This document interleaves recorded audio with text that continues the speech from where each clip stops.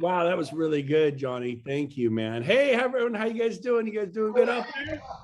I love all the interaction for everybody. This is a participatory thing. Alicia Wright, I see you on there. Hey, Jarrell, how are you? And Joanna, and I know there's 18 people actually watching virtually, and this will get seen like 500 more times. But Johnny, let's give John and Valerie a hand.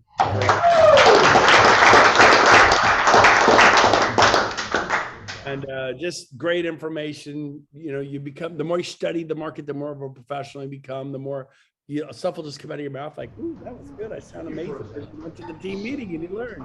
I just spoke for the beta at EXP. I spoke for a big group of leaders, and I said, I've been pushing them off because it's during the team meeting is when they meet. And I said, I've been running that team meeting since 1999.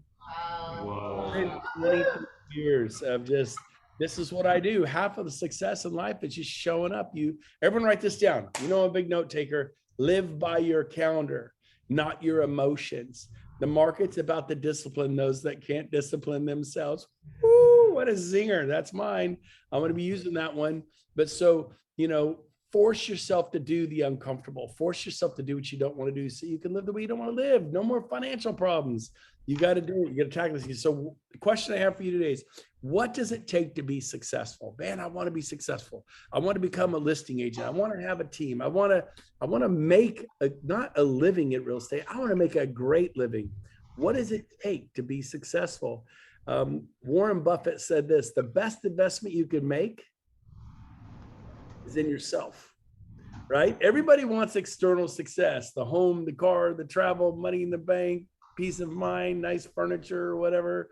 And but it all starts with internal. You can't have the external until you get the internal. That's why people who win the lottery, they win millions of dollars.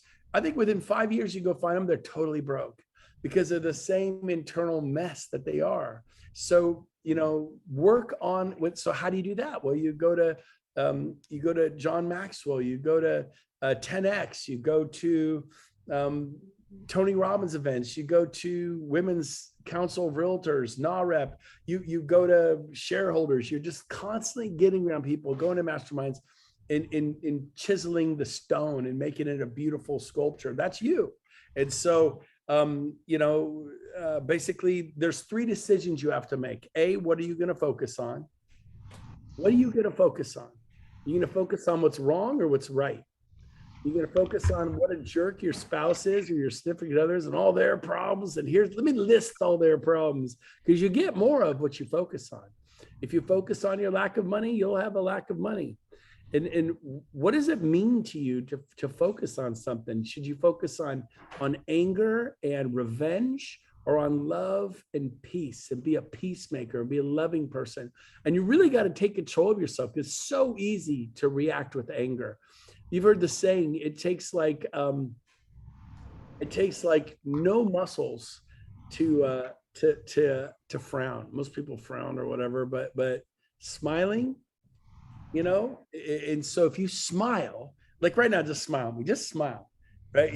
Everyone smile. You feel better. You actually feel better if you smile. If you give love, you experience joy. Write that down. If I give love, compliment, I will experience joy. You want dopamine? Give love. Encourage people. Take the time to help someone. Help an old woman across the street. Help someone put groceries in the back of their car. Then mug them. No, I'm just kidding. But help if you want to. I don't know why. I just thought it'd be funny. That wasn't funny. But anyways, but the point is this: if you want to experience love, be love. I don't feel love. I feel lonely. I feel this. I feel that. You're focusing on being lonely. Just if you want to find a friend, it's very difficult. But if you'll just be a friend, they're everywhere. You know what I mean? So go be loving, kind, joy. You write this down. You must, not you can. You must take control of your focus. Again, energy goes to where focus goes, energy flows. And so again, focus. That's why Tony Robbins is always saying gratitude, be grateful. Who do we love? People who are grateful or people who are bitter? A bad state equals a good life. Nope. Bad state equals a bad life. We don't know anyone who had a bad state who had a good life. Man, look at so-and-so. She has the worst state. He has the worst state. But look at their amazing life. No. You should, you know what the truth is? People with a bad state have a sad and tragic life. So how do you change your state? It starts with focus. It starts for making a conscientious effort to focus on being a loving, kind, giving, generous person, and to just give. You don't have to have it. It'll come back to you. That's where the faith comes. But like, okay, I'll give if I get. I'll give if I get. No, just give. Just give. It feels so good to give. And so be an influencer. And I want to say this, the achiever's curse. You know what the achiever's curse is? It's great. If you focus on what you don't have, you'll never be happy. Man, I wish I had a big house. Wish I had a big boat. Wish I had my own private plane. I wish, and it's okay to have goals and dreams and all this, but if you focus on it, I mean, you obsess, I wish I had more money in the bank. You'll never be happy. But if you express love, you will feel love. It's so easy to be joyful now. So let me share something with you. If you focus on the past, do you have any relatives that focus on the past or friends that are living in high school? You know, what they did in high school, what they did in business 20 years ago, 10 years ago. Do you focus on the past, the present, or the future? And I'm very much into goals and business planning, all that. And focusing on the future will give you some joy. But focusing on the present, that's what you focus right now. Like being in this room right now. Learning to have joy in the present. Success is not a place you arrive to. If you're miserable now, you'll be a miserable rich person. You know what I mean? If you don't give now, you won't give while you're rich. Give when you have little. Who's in the Bible? The widow with the 2 mites. It was like 2 pennies. It's all she had, but she gave what she had and she made it into the Bible. And is being very giving because, you know, you take a guy, like if I give $1,000, it's no big deal, right? But if someone who only has 1,000 gives 1,000, that's heroic. Now, if I gave everything I have, which is now a big number, that's pretty awesome. And so, you know what I mean? It's where's your heart in giving? And so really want to challenge you that. So there's more joy in the present. Learn to be happy in the journey, like to love doing what you do today, to feel good that you drank water, that you exercise, that you called buyers, that you called sellers, that you did your agent attraction, that you said, okay, who can I pay a compliment to? Like, hey, you're really awesome. Love you. No, that's not what I'm talking about. I mean, you really thought, you know what? I am so grateful for Manu. I don't even know if Manu's in the room there. Is Manu in the room today? She may not be in the room, but she's there a lot. But, you know, if you saw Manu, what kind of compliment could you genuinely pay her about something she did? Or Rodney Rose. Rodney Rose, wave your hand, Rodney. He's right there in the front. There he is. I see him. You got to get to know Rodney Rose.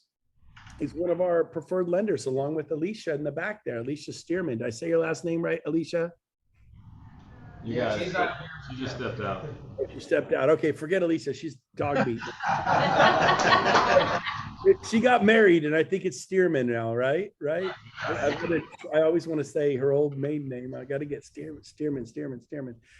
But Alicia and Rodney are amazing, and you go up to them and tell them what you appreciate about them. Oh, they don't care. Trust me, when someone comes up and says, Barry Mathis, I appreciate how loving and giving you are. He's a bulldog. We know Barry's a bulldog, but I'm telling you, there may not be, and I could get emotional right now.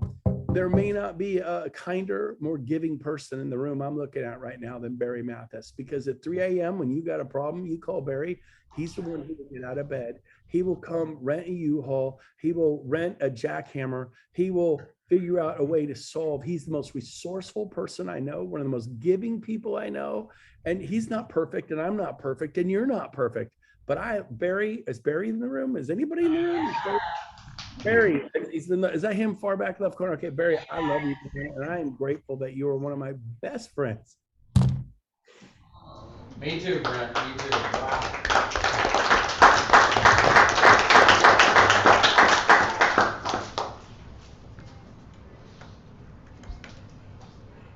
I'll send you the check this week. Anyway. Anyways, so when you express your appreciation for other people, and it's sincere, I know they appreciate it. And Barry and I are close because he's been there for me and I've been there for them. And who are you there for? You know, you think, well, I don't have money. Man, it ain't about money. I mean, sometimes it is, right? But to buy someone groceries or to fix their spare tire, or I got a guy at church, when he smiles, he has no front teeth. I'm going to drop about $12,000 and put in front teeth for him at my dentist. He doesn't know that yet, but I'm going to do it because I can do it. But who can you help? And sometimes it's a hug. Sometimes it's telling them how grateful for you are in your life. Like I just did for Barry. I didn't give him money just now. I gave him something a lot more valuable, my respect, my admiration, you know? And so I'm telling you, you live your days like that and you're a winner, baby. And you'll feel joy and peace and love like you've never experienced before. So here's a couple things I want to give you. What's important are two things: hunger and energy. I can't teach you hunger, man. If you're not hungry for a better life, um, to create a life of significance, write that down. When I say better life, I'm not talking about a mansion and a yacht and a jet, even though I would like to buy a jet someday. If it's not my focus, it doesn't, it's more of a convenience thing like Uber, you know, but it's not it doesn't own me. What owns me is love. What owns me is making a difference in other people's life. But being a man, you being a woman, you were created in the image of God to do amazing. That's what owns me. And I know I'm called to do amazing things in this world, that I'm answering that call. And so are you. It's not my call, it's your call. It's your call to step up.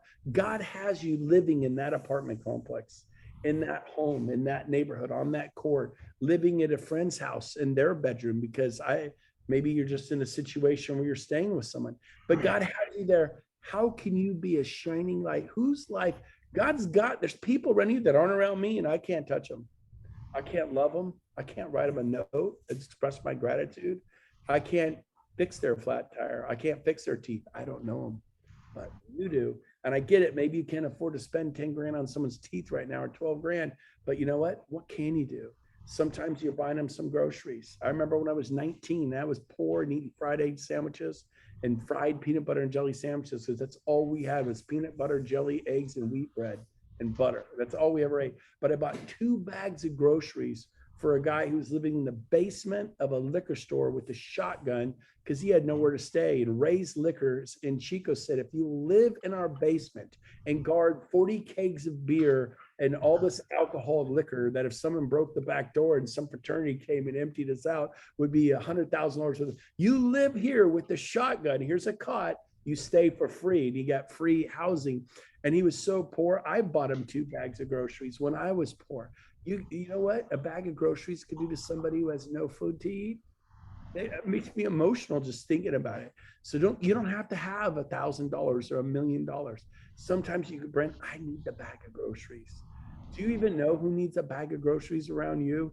And then maybe you could be the prince for them, but you could still, even if you need the bag of groceries, you could give someone a hug. You could speak a word. The tongue has the power of life and death. Pung, that's power in tongue, pung. The tongue has the power of life and death. You can speak life, like when nobody cares. Trust me, people care. They appreciate it when you say thank you. But hunger and energy, are you hungry for change? And then you put energy into it. Johnny just said progress is happiness. I saw it on the slide. And that is correct. If you take one step towards doing something you know you need to be doing, you will be happy. I'm going to start focusing on what I'm grateful for. And you just start telling people what you're grateful for. You're like, I feel better. There it is. It's success is not a destination. You must find it today. It's a journey. And then you'll be happy when you get there instead of a miserable rich person. There was a guy in Grass Valley who was completely suicidal. He was living on 30 acres with a 20,000 square foot home and nice cars. And he'd gotten divorced. He was there alone. His kids was gone. He was gone. And we had to talk him off the ledge. It was a listing we had. Completely, utterly miserable. Owned his place outright, had millions of dollars. Money is not the answer to your joy and peace. So struggle on that a little bit. There's another story of in the stock market crash of 1929. It was 1929, and this guy I think he lost $57 million. You know how much money that was in 1929? And he's on like the 67th floor of a skyscraper in New York story, true story. And Black Friday hit and the stock market crashed. He lost 57 million. And he literally got up from his desk, went to the hallway, ran as fast as he could, and ran right through the plate glass, the heavy glass there in this skyscraper in New York City, and fell to his death. It's a sad, tragic story. But what's sadder is he had 57 million left. It was only half of his fortune he lost that day. So where is your heart? Where is it? In your stuff? Is it in your money, or is it in your children and the people you love and your friends and making a difference? You are called to do great things in this world, but the enemy is the enemy. You don't believe it, but you can be a Martin Luther King. You can be a Mother Teresa. What did she do? She scooped up dead and decaying people off the streets of Calcutta, and she was knighted by the Queen of England. All she did was care for people who were dying. Everyone else stepped over the bodies and kept going. Not Mother Teresa.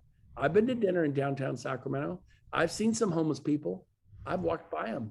I didn't do what Mother Teresa did. I have a burden for the homeless. I don't know how to fix it either, but I will be a part of the solution. I don't know how, I don't know when and where, but I will be a part of that solution. How about you? Are we going to step over hurt people? That's somebody, that's a human being there. No different than anyone in this room. Yeah, maybe they made some bad choices. Maybe they didn't. Maybe they fell in hard times. But all it takes for evil to prevail in this world is for good men and good women to do nothing. And I'm talking to a room full of good men and good women, and you will do something. You step up today and help someone. And so as I wrap this up, I just want to say this: the energy you put out there determines your relationships. If you have bad relationships, you're not putting energy into them. Energy, what kind of energy? Love, being present, helping them, going the extra mile. For you men, do you open the door for your sweetheart, for your wife? Do you go around and open the door? No, I don't do that. I get in, she gets in. She can get her own damn door. Open the door. Teach people how to be a gentleman. Do you take people's car? Come on, chivalry. Energy is the key to success. Energy is the key to success. Step up, focus, and create a movement. And that'll help your state and energy and create endorphins as it's not magic, it's movement. I'll say it again, write that down. It's not magic, it's movement. Start moving towards farming or door knocking or calling the expireds or doing open houses. Move, get out there and do it. Get out there and get busy. It is not magic. It's not hocus pocus. It's movement. Get out there and start moving. And eventually you will catch your goals and dreams. Eventually you'll become a great buyer's agent, and then you'll transition to becoming a great listing agent, and then you'll transition to having a team, and then I'll figure out agent attraction. You will. It's not a mystery. It's not for somebody else. It is for you, because you can love, you can give. So I'll say this: we are not all equal as we are equal as souls, but we are not all equal in the marketplace. I'll say it again.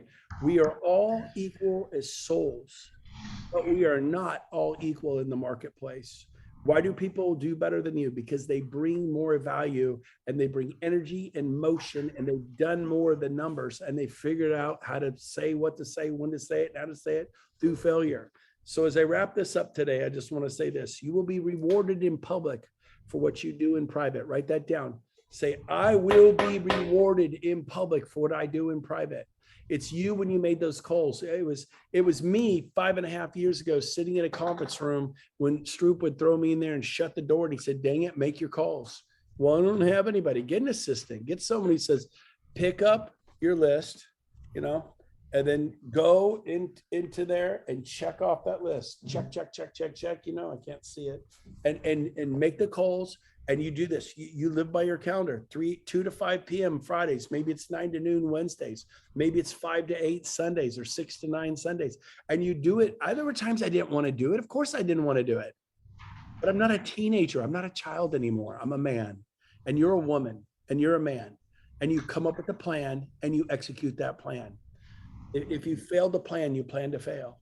No one could stop a man with a plan because no one has a plan to stop him. No one could stop a woman with a plan because no one has a plan to stop her. There's no one planning your demise, but are you planning your success? Are you backing it up with your feet, with your action? So I love you guys. I went 5 minutes over. I apologize, but I hope this was encouraging and good today.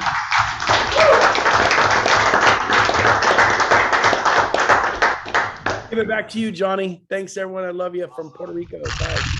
Thanks, Brent. Thanks, All right. Brent. That's all we have today. Everybody see you next Thursday. Take care.